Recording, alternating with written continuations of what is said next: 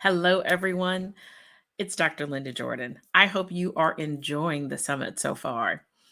I wanted to take a few moments just to share an experience with you that I have had that I haven't really gone into a lot of details with others, but I wanted to take the opportunity to share it with you today. As you're listening to all the great speakers on the summit, you probably have taken lots of great notes. And I wanted to take the opportunity to go deeper with you on one of the experiences that I had regarding one of my leadership principles.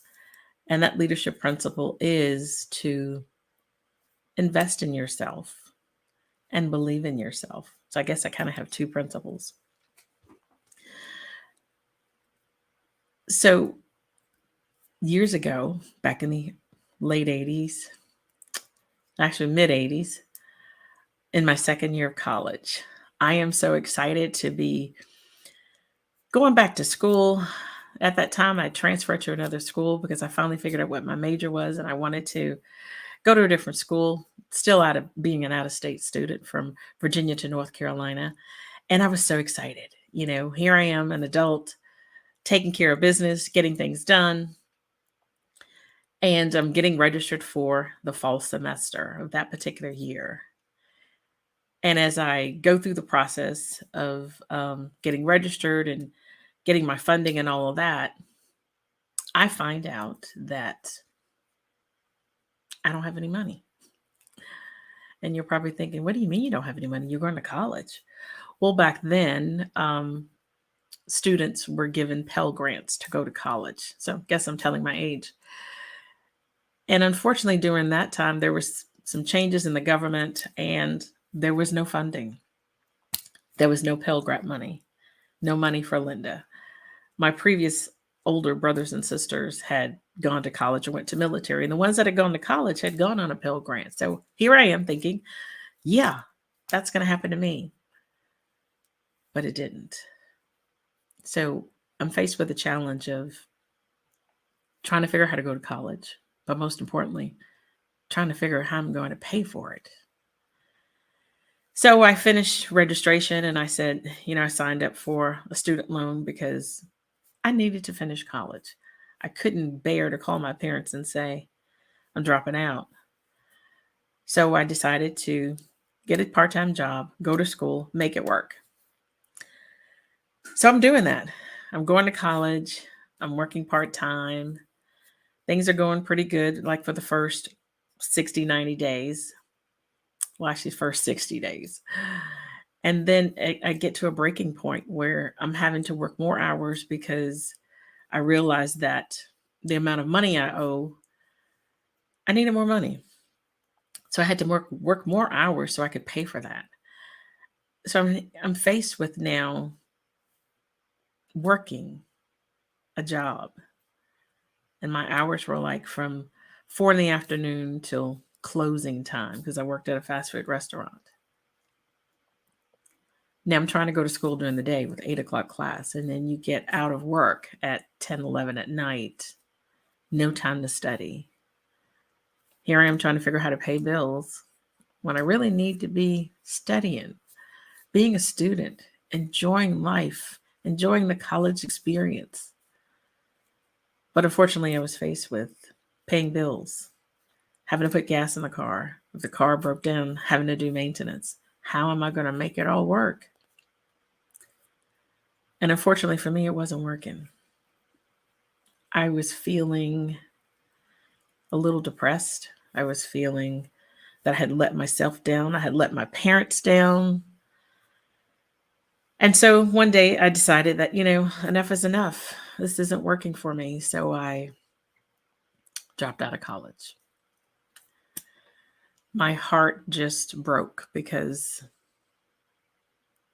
I dropped out of college. And at the time I'm thinking, I'll never, ever get to finish. But I'm not a quitter. And so as I'm driving back to Virginia, I'm trying to figure out what am I going to do. For some reason, I stopped at a bank. And way back then, I'll tell you the name because it no longer exists. At that time, it's called NCNB. And you probably know the new name that it is, so I won't share that. But for some reason, I went in the bank. I can't remember if there was a for help sign or whatever, but I ended up getting a job there and a full-time job. And I was excited because here's another transition in my life on the positive side. And I'm now able to pay my college tuition or pay that loan back, because as soon as you graduate from college or as soon as you finish school, whether you finish or not, that bill's coming in the mail in 30, 60 days.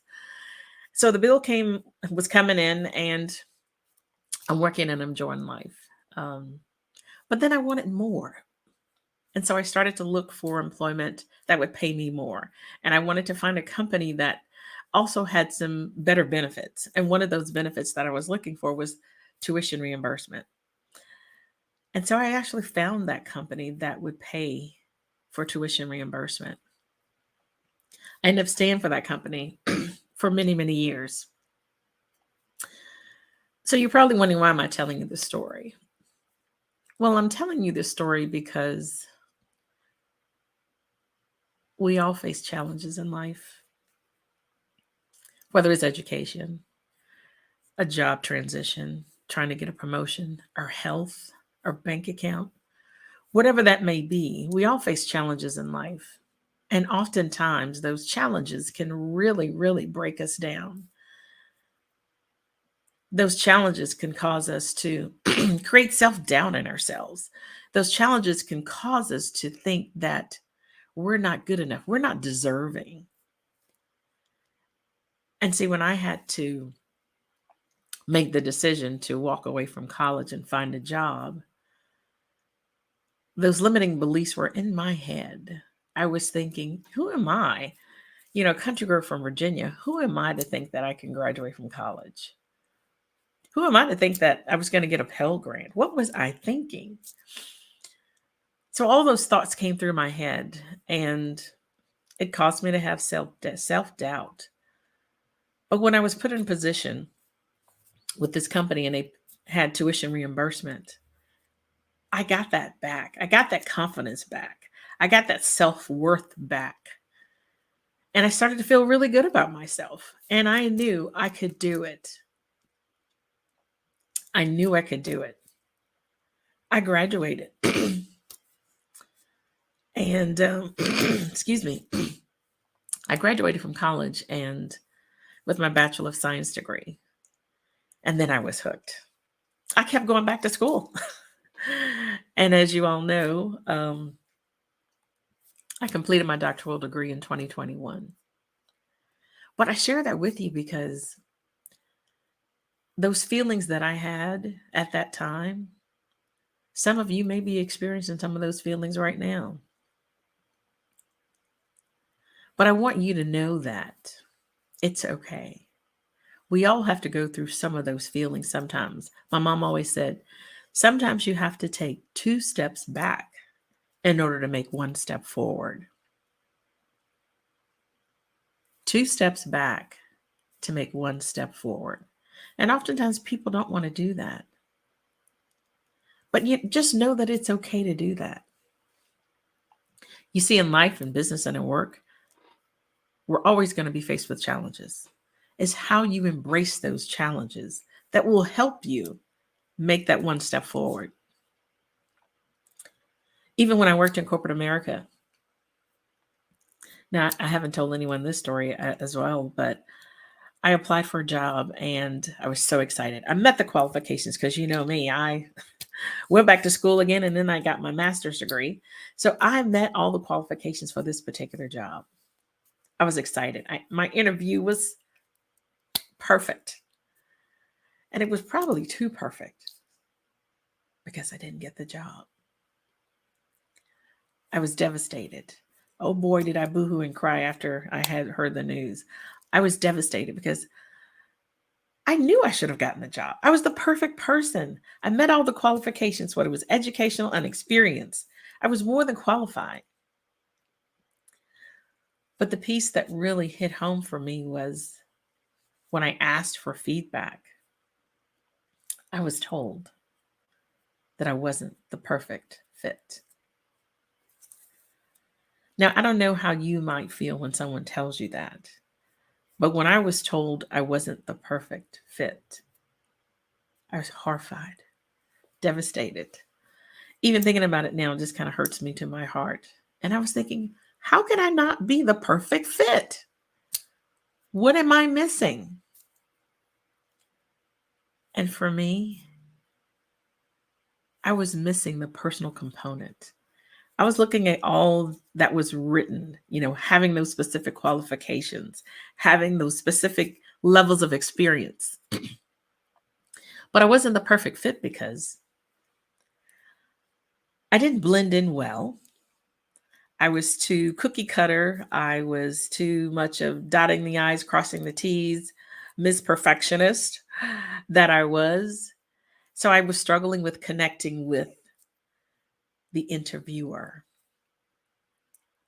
You see, oftentimes we are in different situations in life and we think that we're the perfect fit.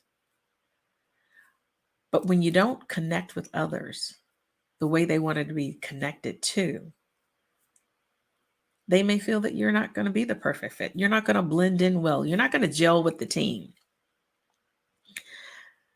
And so that's one of the reasons I wanted to share this story with you, is because I have a couple of leadership principles that I focus on every single day as a result of all of my life experiences.